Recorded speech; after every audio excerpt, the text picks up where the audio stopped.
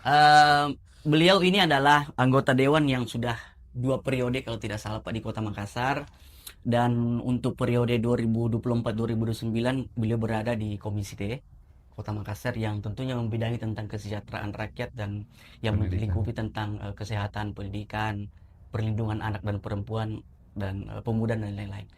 Tentunya pada kesempatan kali ini eh, kita akan mencoba berbincang-bincang mengenai tupoksi dari Bapak Pak Muli sendiri, kemudian bagaimana bentuk pengawasan dari Komisi D terhadap program-program kerja atau program dari pemerintah Kota Makassar, yang pada kesempatan kali ini tentunya akan kita lebih banyak membahas soal sektor pendidikan yang menjadi program prioritas dari Bu Wali Kota dan Wakil Wali Kota Makassar, Bapak Munafir Ipudin dan Bapak Ali, Ibu Alia.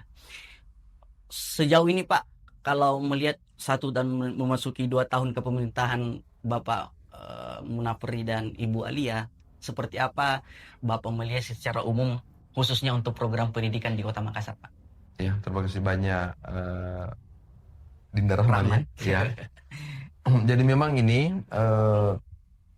di Kota Makassar eh, Komisi D memang adalah komisi yang betul-betul menjalankan fungsinya sebagai wakil rakyat. Karena di Komisi D lah ini mitra kerjanya adalah Dinas Pendidikan, Dinas Kesehatan, Dinas Sosial, Dinas Kepemudaan, eh, semua yang sifatnya memberi Kesejahteraan pertolongan, rakyat. kesejahteraan kepada masyarakat. Kita Termasuk tenaga kerja, Pak ya? ya Pak, tenaga kerja betul juga. betul. Kesempatan ini kita bicara tentang pendidikan. Pendidikan. Ya. Baru-baru ini ada visi misi pemerintah mulia tentang baju seragam sekolah. Betul. Ya, salah satu program unggulan menurut saya berbeda dengan wali-wali kota sebelumnya karena eh, pemberian pakaian gratis sudah cukup langkah maju dibanding wali kota sebelumnya. Meskipun program ini belum berjalan secara maksimal Betul. karena tahun lalu itu tidak jelas sebenarnya tata kelolanya. Nah, ini periode 2026, tahun 2026 ini hasil monitoring dan evaluasi dengan Dinas Pendidikan kemarin, Ya. kami tanyakan tentang sejauh mana persiapan pemberian baju seragam sekolah. Ternyata metodenya berubah. Yang berubah adalah pembelian kainnya di tender. Setelah itu diberikan kepada UMKM untuk menjahitnya. Kalau yang sebelum-sebelumnya Pak, evaluasi yang menurut tadi Pak Muli sampaikan itu waktu tahun lalu ya kalau tidak salah. Ya, tahun lalu itu kan Apa? masih belum menggunakan dana APBD. APBD betul ya. Dia masih menggunakan dana CSR. Makanya kemarin corat marit ada laporannya di KPK dan lain-lain. Betul. Waktu itu memang mungkin pemerintah kota waktu itu belum maksimal karena itu tadi belum siapnya tentang tata kelola tendernya dan lain-lain belum. Ya. Harapan saya tahun ini bisa maksimal lah. Mungkin ada klarifikasi Pak, karena ada anggaran 18 miliar yang dianggarkan. Apakah baru tahun ini dianggarkan? Ya, tahun ini baru dipakai. Ya. Karena tahun lalu itu cuma menggunakan anggaran dalam CSR. CSR. Ya.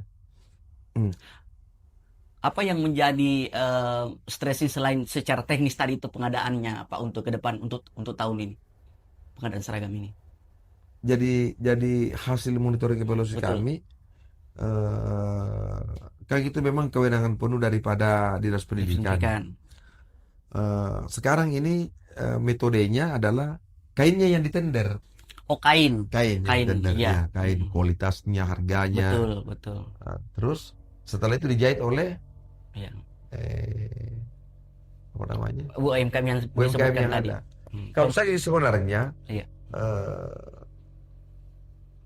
masih sanksi dan masih ragu akan jalan cepat. Betul ya. Ya, kenapa? Memang agak sulit melaksanakan dua sisi kepentingan Betul ya. untuk satu jalan yang sama. Contoh misalnya begini. Iya. Di sisi lain mau juga dikasih kegiatan UMKM. Betul ya. Di sisi lain juga kita mau cepat. Ya. Sementara cara sekarang ini menurut saya lambat. Sisa beberapa bulan lagi penerimaan siswa baru, Pak. Iya. Kenapa lambatnya? Mana proses tendernya?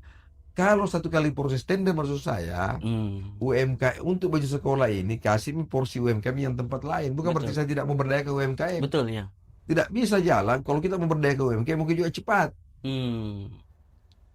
Kita paham bahwa menjahit baju, menjahit celana, membuat sepatu, Iya. semakin kualitas jumlahnya banyak semakin Semakin murah, Betul. ya kan? Terus kalau UMKM kita bagi, ya kan? Anggaplah kita pakai UMKM misalnya kurang lebih 70 tukang jahit. Betul. Satu tukang jahit misalnya menjahit 200. Betul ya. Tapi kalau 200 kali sekian ini dikumpul, pabrik yang stroller bisa jauh lebih murah, kualitas yang bagus. Jauh lebih murah. Dulu Bapak kan di Partai Hanura salah satu pengusung pasangan ini. Ya. Teknis seperti ini memang tidak dibicarakan pada saat menyusun program Jadi, itu, Pak. jadi yang diusulkan adalah program saja. Program pakaian gratis oke. Iya, Kita dukung. Tapi kita tidak perlu terlalu bahas itu karena itu kan menurut saya teknisnya mereka. Betul. Teknisnya mereka. Teknis. Yang kita bisa bahas yang lain adalah banyak hal yang penting di pendidikan yang perlu kita bahas. Betul. Utamanya itu adalah metode belajar ajar mengajar. Kita ketahui bersama bahwa hasil monitoring evaluasi kami minggu kemarin dengan Dinas Pemberdayaan Perempuan dan Perlindungan Anak, tingkat hubungan LGBT di Kota Makassar semakin meningkat. Betul ya. Semakin meningkat. Ini pekerjaan rumah kita buat kita semua. Ya. Hubungan LGBT semakin meningkatnya hubungan LGBT, pasti penyakit HIV semakin meningkat. Karena HIV ini penyakit kutukan. Betul. Penyakit kutukan yang sampai hari ini belum ada obatnya. Kenapa dikutuk? Karena perilakunya tidak sesuai kaidah-kaidah agama. Ya kan? Kita mungkin pernah membaca sejarah dari dalam Al-Quran bahwa bagaimana itu Pak Rahman di zamannya Lut, ya Allah murka terhadap hubungan LGBT ini. Betul. Sampai dia balikkan itu tanah dari tanah yang di bawah dibalikkan ke atas, ke atas ke bawah. Saking murkanya Allah. Ini yang terjadi sekarang di Kota Makassar semakin meningkat itu. Kaitannya dengan pendidikan adalah di pendidikan langkah pertama yang harus diantisipasi ini, yaitu memberikan pendidikan akhlak dan moral kepada anak-anak. Yang paling celakanya kami adalah di era sekarang ini, di era modern, di era milenial dan era digitalisasi. Pendidikan moral dihilangkan di pelajaran, diganti dengan yang lain. Iya, betul. Ya kan? Memang saya tidak menjamin pendidikan moral itu menghilangkan kejahatan-kejahatan di tengah masyarakat. Betul ya. Tapi pendidikan moral saja ada dan terjadi kejahatan. Apalagi kalau sudah tidak ada. Ya, karena itu melalui podcast ini, saya menghimbau kepada pemerintah Kota Makassar, dalam hal ini Kadis Pendidikan, dan semua masyarakat untuk kami dorong pendidikan moral dan akhlak di tingkat PAUD, tingkat TK, tingkat SD, tingkat SMP diperkuat. Betul ya. Kalau bagaimana caranya memperkuat, ya tambah jam agamanya, tingkatkan pesantren kilatnya. Betul. Kalau perlu, dulu orang masuk sekolah kita ada 1 minggu itu penataran P4, itu pendidikan moral apa, pokoknya penataran P4 lah. Ya, itu kan sekarang dihilangkan. Cuman satu kata kunci untuk menghambat ini LGBT adalah memberikan pendidikan moral dan akhlak pada anak di usia dini. Kalau misalnya seperti ini bentuknya, kondisi kita kan sudah menyasar mungkin ke anak-anak SMA, SMP, SMA katakanlah memang banyak yang kita temukan berdasarkan data-data kemarin dari beberapa lembaga dan dinas kesehatan. Tetapi SMP ini, Pak, apakah sudah begitu gentingnya sehingga tiba-tiba ada juga temuan anak SMP juga melakukan hal seperti itu? Ya, sekarang LGBT ini menurut penelitian itu di tingkat SMP yang banyak. Di tingkat SMP, masa transisi. Inilah yang harus diberikan pemahaman pendidikan moral dan akhlak kepada anak-anak kita. Ya, meskipun itu tidak menjamin, tapi minimal menurut saya memang gak ada kata lain, akhlak dan moral harus diberikan kepada anak kita. Bagaimana caranya menambah porsi pelajaran agamanya? Bagaimana caranya memberikan pesantren kilat bagi sekolah muslim? Iya. Ya toh? Bagi sekolah non muslim misalnya, biar kami lihat dia berpikir bagaimana caranya, Iya. ya kan? Tapi kalau di agama pendidikan agama Islam, ya pesantren kilat, biasa Iya, disebut pesantren betul. kilat. Karena tanpa semua itu, Iya, ini sangat membahayakan, yaitu LGBT. Dan pasti LGBT meningkat, pasti HIV meningkat. betul. Dampak sosial salah satunya itu, Pak, untuk dalam hal kesinambungan daripada misalnya kondisi pendidikan yang curat marut seperti itu, kemudian dampaknya seperti yang disebutkan tadi. Ya. Nah, sekarang secara kasat mata saja, Pak, bahwa infrastruktur pendidikan di Kota Makassar menurut Bapak sebagai seorang legislator sekarang ini seperti apa, Pak? Nah, ini yang selalu saya dengung-dengungkan kepada dinas pendidikan, Ya, bahwa hampir kalau kami sidak betul. di tingkat sekolah SD, SMP, hampir sekolah itu kami temukan tidak layak untuk tempat belajar. Itu di dalam kota atau di... Dalam kota, Oh iya. bangkunya sudah tua, Hmm. sekolahnya sudah tua, toiletnya sudah tua. Iya. Makanya saya bilang, Pak Wali tunjuk kadis yang mampu menyelesaikan ini. Iya, iya.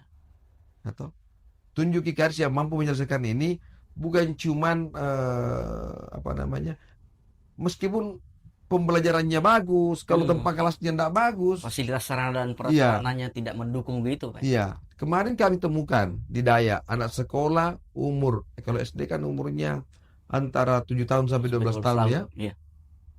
Umur 8 tahun dia kena prostat karena gara-gara tahan kencing. Iya, iya. Setelah kami wawancarai, kenapa nak tahan kencingmu nak? Dia bilang, kami Pak mau kencing di mana? Di tempat Toiletnya di tidak toiletnya saja enggak tidak bau memadai. sekali. Iya. Nah, ini maksud saya yang harus dituntaskan. Anggaran pendidikan besar di Kota Makassar. Iya. Ya. Kalau malah sebenarnya saya bukan berarti tidak setuju dengan pakaian gratis. Gratis, betul. Masih banyak hal-hal yang perlu dibenahi. Yang lebih substansi Yang lebih ketimbang substansi misalnya ketimbang, daripada iya. pakaian misalnya. Meningkatkan pelayanan gurunya. Iya. Mana lagi yang belum seimbang antara alumni tamatan SD yang mau SMP. Ruang kelas yang terbatas. Ruang kelas yang terbatas. Makanya terjadilah kong kali kong pada saat penerimaan siswa baru. Betul. Pada siswa baru. Oleh karena itu hal-hal ini yang perlu menjadi catatan buat pemerintah kota dalam hal ini dinas pendidikan. Bagaimana mau menciptakan pendidikan yang baik kalau tempat belajarnya nggak sehat, nggak bagus, nggak tempat toiletnya sekolah nggak nyaman. Ini yang menarik, Pak, soal yang tadi, soal daya tampung. Kami mencatat tahun 2005 kalau tidak salah tahun lalu ya. Jumlah lulusan SMP itu sekitar 21.000 lulusan. Sementara kita Kota Makassar punya daya tampung cuma 13.000 Untuk SMA. untuk SMP. Dari SD ke SMP. Ya, SMP. Ini yang jadi masalah karena banyak lulusan yang kemudian tidak terakomodasi di sekolah-sekolah untuk kota negeri ya. Ya, itulah yang menjadi problem. Makanya harusnya dinas pendidikan jeli melihat itu. Iya. Jangan cuma jeli melihat itu, tapi setelah melihat itu bahwa ada ketidakseimbangan, kan? harus eksekusinya. Iya. Contoh jujur bahwa di zamannya Rahman Bandok dulu, Kak Dis, Rahman Bandok langsung bikin gebrakan bahwa di setiap sekolah SD yang kurang siswanya itu digabung, dimerger dengan murid yang lain. Betul. Dan sekolahnya dijadikan SMP. Ada sekolah yang SD di bawah, SMP di batas. Itu semua modifikasi karena memang lahan yang kurang. Iya, betul. Lahan yang kurang. Harus juga realistis melihat kondisi dan seperti itu ketersediaan sarana itu, Pak. Iya. Jadi salah satu solusi juga itu adalah pemberdayaan sekolah swasta. Iya. Jadi kami pemerintah kota ambil sekolah swasta, anak-anak dimasukkan di situ tanpa bayar, tetap bayar juga. Iya. Itu apakah misalnya sudah ada master plan-nya untuk itu, Pak, untuk pemerintahan saat ini? Pak Api Alia melihat kondisi pasti sudah ada. Iya. Tinggal ini eksekusinya. Ini yang paling penting. Actionnya. Artinya harus ada revolusi pendidikan yang harusnya lebih radikal dalam tanda kutip di Makassar menyangkut soal daya tampung itu, karena hampir setiap tahun hal seperti itu yang terjadi. Iya. Itulah khususnya negeri, Pak ya. Ya, itulah aku bilang tadi bahwa hal-hal itu yang perlu tidak boleh terulang setiap tahun. Betul. Tidak boleh sebenarnya terulang setiap tahun, harus tuntas. Nah, jadi memang kalau saya ditanya tentang pendidikan di Kota Makassar, saya katakan belum tuntas. Dorongan DPRD sendiri Pak seperti apa? Selain evaluasi seperti ini, Setiap saat kami iya, support anggaran. Kami kan di DPRD kan cuma memberikan anggaran, mengawasi dan membuat perda. iya. Artinya kami salah satu bentuk support kita adalah menyiapkan anggarannya. Untuk seperti penambahan kelas baru Ya, misalnya. berapa kelas baru. Tapi Iya. syukur alhamdulillah Iya. kan sekarang ini sudah mulai melakukan penambahan kelas baru. Iya. Tapi yang paling penting saya bilang tadi, kalau Bimam bisa pendidikan fokus ke pendidikan akhlak dan moral. Pendidikan alat. Iya, kita kembali lagi ke situ memang. Bagaimana dengan tingkat anak putus sekolah di Makassar, Pak? Kami punya catatan juga pada akhir 2004, awal 2025. Itu tahun ini adalah tercatat sekitar Jadi- 36.000. Jadi begini deh Rahman ya. Iya. Kami menyikapi tadi anak putus Iya, sekolah ya. betul. Saya sendiri kalau turun rese saya tanya, Pak, store nama-nama anak-anak yang tidak Tidak lanjut sekolah yang tidak atau putus bersekolah, ya, sekolah, putus iya. sekolah. Tapi setelah tidak sesederhana itu, ternyata anak tidak sekolah. Betul, betul. Sekolah kan sudah menyiapkan sekolah gratisnya, tapi kan Iya. belum gratis bukunya, belum gratis sepatunya, belum. Betul. Ini menjadi problem kasihan karena betul-betul orang tidak sekolah. Bukan cuma persoalan gratis sekolahnya, beli baju pun tidak mampu, beli Iya. beli buku, beli sepatu, beli tas. Iya. Makanya saya mohon maaf, tidak ada kaitannya sebenarnya dengan MBG. Betul, betul. Ya, cuman saya keterkaitannya itu harusnya bersamanya pemerintah Iya. dengan fakta-fakta yang Anda tadi ungkapkan bahwa banyaknya anak putus sekolah, harusnya dia memberikan bukan MBG, Fasilitas lain yang mendukung. fasilitas untuk bersekolah gratis dari A sampai Z. Iya kan? Iya. Bukan MBG. Ya kan? Karena MBG itu artinya kalau saya ditanya tentang MBG bagus. Betul ya. Tapi lebih bagus program pendidikan gratis sekolah. Contoh misalnya ada anak-anak kualitas otaknya bagus, tapi tidak ada uangnya untuk sekolah di SMA. Kita, negara ada hadir. Anak-anak di SMA mau keluar perguruan tinggi S1, Iya. tidak ada biayanya tapi mampu, orang tuanya tidak mau. Negara hadir. Iya, iya. Coba berapa banyak biaya itu untuk ke MBG dibanding sekolah gratis. Saya tidak menolak MBG, tidak. Betul, betul, betul. Ya, karena saya sendiri sama teman-teman ya masih memang teman-teman ngurus MBG. Tapi saya karena mengurus coba saya MBG, saya tahu, waduh, ini kurang benar ini. Iya, iya. Yang benar adalah pendidikan gratis, Pendidikan gratis. bukan makan gratis. Pakaian gratis hanyalah salah satu item dari yang gratis itu seharusnya. Ya maksud saya pendidikan gratis. Pendidikan gratis. Nah, pendidikan gratis tuntas. Kalau anak sekolah misalnya mulai dari sepatunya, bukunya, tas sekolahnya. Iya.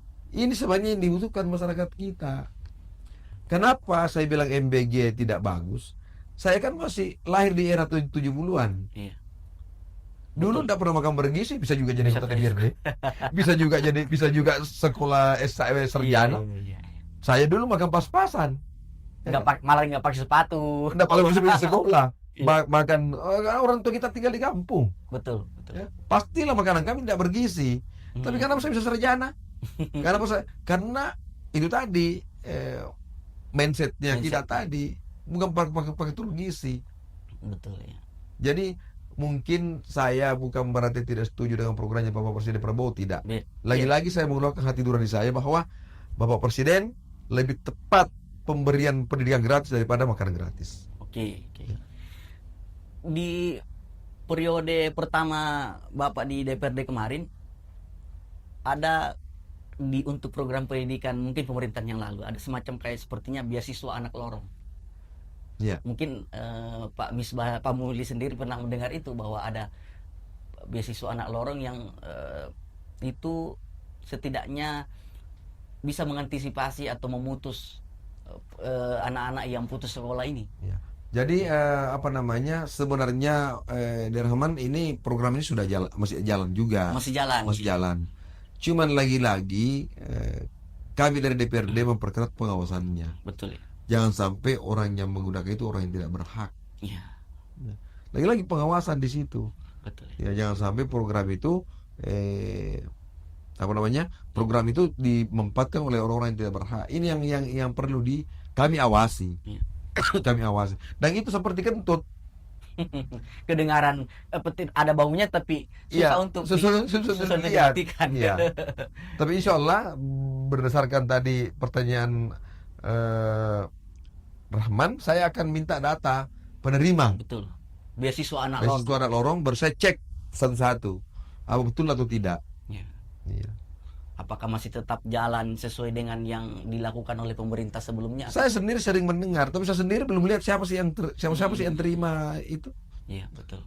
Ya makanya itulah keterbatasan kami juga di DPRD karena ya namanya juga manusia. Betul, Pak. Ya, di sisi lain ada yang kita maksimalkan, di sisi lain ada yang terabaikan. Iya. Oke, menarik memang usulan dari Pak Mulis tadi menyangkut persoalan akhlak, perbaikan akhlak di Dan kalangan moral. SM, akhlak dan moral. Namun tidak menutup kemungkinan juga terkait dengan bagaimana sebaran dan kualitas guru yang untuk mendukung upaya-upaya seperti itu, Pak. Pak Mulis sendiri melihat bagaimana kemudian sebaran dan kualitas guru di Makassar terkait dengan upaya pendidikan moral. Jadi dan salah satu faktor itu untuk mewujudkan pendidikan yang bermutu dan Iya. berkualitas ya adalah gurunya. betul. Iya. Kalau gurunya kencing berdiri, maka anak kuncing berlari. Nah, jadi guru harus memberi teladan yang bagus. Oleh karena itu,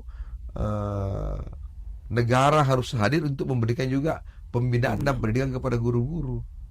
Iya. Apa yang realitas yang Pak Mulis sendiri lihat di Kota Makassar ini? Realitas terhadap kualitas guru yang ada. Eh, Memang ini sebenarnya sudah seiring nih. Betul ya. Sudah seiring nih. Jadi memang terkadang memang ada guru kencing berdiri, guru kencing berlari. Maksud saya apa namanya, guru yang dulu dengan guru yang sekarang ini iya. ada paradigma yang berubah. Apa yang berubah? Tapi bukan berarti semua ya. Iya, Tapi yang saya bacaan saya, guru yang dulu betul-betul ikhlas mengajar. Iya. Guru yang sekarang ini tidak semua, tapi kebanyakan ini. Ya kan? Kalau di les-lesnya dia bagus, karena Iya, dibayar. karena berbayar. Nah, oleh karena itu saya mengajak guru-guru, meskipun tidak semua, saya mengajak para guru-guru, mari kita ikhlas mengajar kepada anak-anak kita supaya menciptakan generasi yang sukses, yang unggul, supaya dapat pahala dunianya, dapat pahala akhiratnya. Ya. Saya tidak menyatakan semua, Betul. tapi menurut gambaran saya sudah memang bergeser paradigma guru yang dulu dengan guru yang sekarang. Iya. Pak Mulis melihat untuk pemerataan guru, keseimbangan untuk wilayah-wilayah pinggiran dan bagian kota maupun wilayah kepulauan. Apakah saat ini di Kota Makassar sudah ada perimbangan atau masih agak tertinggal jauh lah wilayah-wilayah pinggiran atau utamanya untuk wilayah-wilayah kepulauan yang ada di kota kita, Kota Makassar ini? Sebenarnya kalau saya lihat sekarang ini sudah ada menuju ke pemerataan nih. Betul. Karena guru-guru di pulau-pulau itu juga sudah banyak yang bagus. Nah, memang sih sebenarnya perlu komunikasi yang baik antara penerima guru dengan guru-guru yang ingin distribusikan. Kalau orang yang kamu distribusikan orang ke pulau tidak mau di pulau, ini susah. Pasti jarang mengajar. Betul. Maksud saya cari orang pulau yang mau tinggal di pulau, Iya. ya mau mengajar di pulau. Kan ada tuh begitu. Dan pasti ada. Iya, jangan orang pulau dibawa ke luar pulau. Iya. Ya kan? Nah, ini butuh komunikasi. Cari orang pulau yang tinggal di pulau, ya mau mengajar di pulau. Iya. Tapi memang juga sebenarnya yang membedakan, dulu kan saya sempat protes kenapa ada sekolah unggulan. Sekolah unggulan. Iya. Betul. Apa yang membedakan dia unggul? Kalau bangunannya unggul, ya kita perbaiki semua gedung yang lain. Kalau gurunya unggul, ya kita bikin guru-guru yang unggul yang lain. Supaya terjadi pemerataan. Supaya terjadi pemerataan. Nggak ada lagi sekolah unggulan. Antara biar sekolah di pinggiran, ya bagus juga sekarang. Jadi tidak menumpuk di satu titik.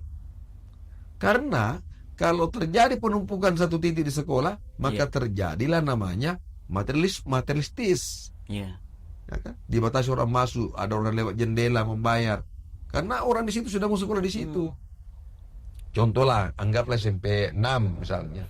Ya kan? Kalau SMP 6 sama bagusnya dengan SMP yang lain, SMP 4 misalnya, Iya, ya, pasti. pastilah orang mau juga SMP SMP. 4. Nah, cuman memang ini kita orang tua juga sebenarnya kadang keliru memahami tentang pendidikan. Iya, Kita perlu lomba bawa anak ke SMP 6 misalnya. iya, Padahal di situ belum tentu jaminan juga yang baik. iya, Nah, ini yang perlu mungkin dilakukan pemerintah kota, ada dinas pendidikan, bahwa pemerataan pembangunan sekolah, pemerataan kualitas guru di sekolah-sekolah. oke. Nyambung dengan pendidikan tadi, pendidikan akhlak dan moral. Kemarin ada banyak perdebatan soal bagaimana kemudian tenaga pengajar ini atau guru-guru ini membatasi media sosial anak-anak, Pak.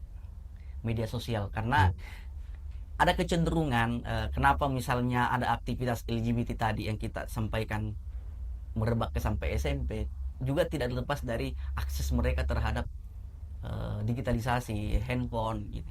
Nah, kira-kira dorongan dari DPRD untuk terkait isu-isu seperti ini menyangkut dengan pembatasan akses media sosial terhadap anak di sekolah itu seperti apa, Pak? Saya tidak bicara atas nama DPRD, Betul. tapi saya bicara atas pribadi. Hmm. Tapi toh kalau ini disetujui, saya setuju kalau Betul. memang ada pembatasan. Iya. Karena kalau tidak dibatasi ini anak-anak, memang sudah hampir habis waktunya di handphone atau Betul. di mana namanya, di bermain bermedia sosial. Sosial. Memang harus dibatasi, dan memang efeknya sangat tidak baik bagi anak-anak, karena kita ketahui bersama apalagi yang tidak bisa dilihat Semua bebas diakses. semua bisa diakses. Betul. Coba bayangkan kalau umur anak kita masih umur 6 tahun 7 tahun terus mengakses pornografi di dalam. Konten pornografi. Iya. Tidak ada yang bisa yang halangi. Oleh karena itu saya mengajak kepada orang tua semua, Iya. memang harus kita dukung program ini kalau memang ada pembatasan seperti itu. Karena dulu Iya. Rahmande, waktunya belum ada handphone, kalau anak kita sekarang dalam kamar sudah aman, mungkin ada anakku di dalam kamar. Iya. Sekarang ada dalam kamar pegang HP, tapi kemana-mana pergaulannya sudah tidak bisa dibatasi. Oleh karena itu memang tadi perlu orang tua memberikan pemahaman kepada anak-anaknya bahwa media sosial sekarang itu seperti silet, ke bawah dia makan, ke atas dia makan. Iya, perlu kita memang harus waspadai.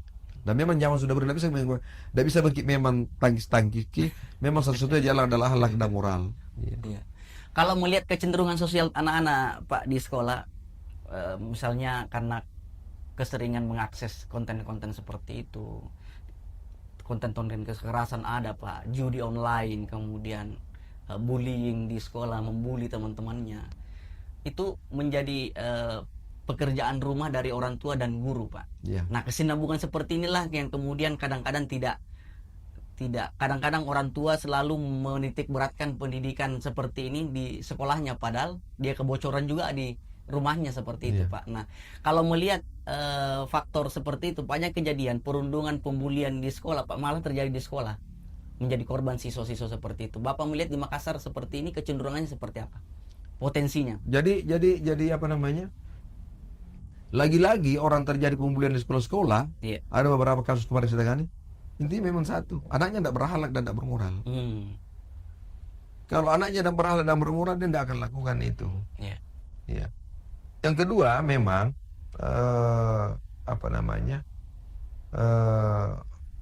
memang sekarang memang berubah kita memang berubah kita Pola sosial, Iya, pola sosialnya berubah. memang berubah, Bi. Iya. Jadi ditambah lagi kita di Indonesia, Iya. jujur tingkat kemiskinan belum bisa dihapuskan. Betul. Ya, itu juga yang menjadi problem buat kita semua. Iya. Makanya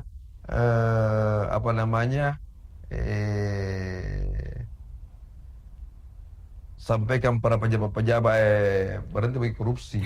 Kayak ini juga yang korupsi yang bikin. Saya kira dampak sosialnya tinggi sekali, Pak. Bukan dampak sosialnya, ini yang tidak bikin Iya. makmur rakyat. Di Indonesia kayu pun ditanam tumbuh. Ya, betul. Iya. Jadi setelah saya masuk di DPRD, saya bilang memang hancurin negara kalau begini modelnya ini karena tidak dikorupsi. Siap, siap. Sebagai bagian akhir dari perbincangan kita, Pak Mulis, eh, apa closing dari Bapak melihat setidaknya pendidikan Kota Makassar, wajah pendidikan Kota Makassar dalam 5 tahun ke depan? Ya. Jadi harapan saya jangan kita tumpukan pendidikan itu sama guru saja di sekolah, Iya. tapi kita juga orang tua harus mengambil peran penting di dalam mendidik anak-anak. Bukan cuman peran guru, media juga punya peran. Betul. Untuk itu ambil peran untuk memberikan pendidikan moral dan akhlak kepada anak-anak kita. Jadi himbauan kepada semua orang tua, jangan kita tumpukan harapan tak di sekolah saja. Betul. Mari kita di rumah juga tetap selalu senantiasa mengambil bagian. Setelah itu guru-guru juga mengambil bagian. Setelah itu pemerintah, setelah itu media-media. Mari kita semua bahu-membahu untuk menjadikan anak-anak ini ke depan menjadi anak-anak yang baik. Siap. Ya. Terima kasih Pak Mulis atas perbincangan kita pada kesempatan kali ini menyangkut dengan pendidikan yang ada di Kota Makassar. Tentunya kita berharap apa yang menjadi diskusi kami di podcast Harian Rakyat Sulsel dengan Bapak Mulis Wisba ini memberikan dampak yang positif terhadap pengembangan dan perubahan. Tambahan sedikit, Rahman. Iya, silakan Pak. Mudah-mudahan semua stakeholder yang terkait dengan pendidikan di Kota Makassar untuk senantiasa menambah jam belajar tentang pendidikan dan akhlak. Ya, terima kasih Pak Mulis. Begitu demikian perbincangan kami. Kita akan kembali bersama dengan podcast Harian Rakyat Sulsel dengan perbincangan dan isu-isu hangat yang menarik lainnya. Sampai jumpa.